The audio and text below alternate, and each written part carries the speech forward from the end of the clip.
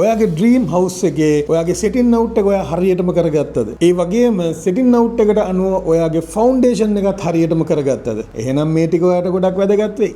ඉස්සෙල්ලම ඔයාගේ ෆවුන්ඩේෂන් එකට පස් පුරවලා ඔයා ෆ්ලෝ කොන්ක්‍රීට් එකේ ලෙවල් එකට ලෙවල් කරගන්න ඕනේ. ඒත් එක්කම කොම්පැක්ට් කරගන්නත් අමතක කරන්න එපා. මෙන්න වැදගත් මේක.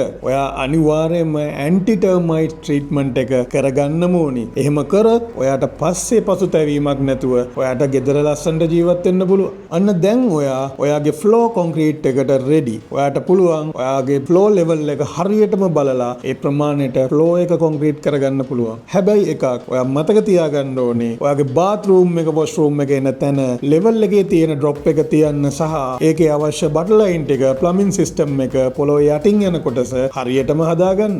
එහෙනම් දැන් අපි බිත්ති බඳිමුද? ඔයා හදන්නේ තනි තට්ටුවේ ගියක් නම් දැන් ඔයාට බිත්ති බඳින්න පුළුවන්. හැබැයි ඔයා හදන්නේ තනි තට්ටුවේ ගියක් නෙවෙයි නම් ඒකට ඔයාට ඔප්ෂන් දෙකක් තියෙනවා. එක ක්‍රමයක් තමයි ඔයාට කණු ටික දාලා ස්ලැබ් එක දාලා පස්සේ බිත්ති බඳින්න පුළුවන්. එහෙම නැත්නම් ඔයාට පුළුවන් බිත්තිත් එක්කම කණු ටික දාලා ඔයාගේ ස්ලැබ් එක දාගන්න.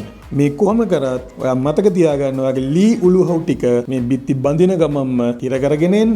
ඒ වගේම ඔයා ඇලුමිනියම් ෆ්‍රේම්ස් පාවිච්චි කරන්න බලාපොරොත්තු වෙනවා නම් ඒවට ඉඩ තියාගෙන යන්න අමතක කරන්න එපා.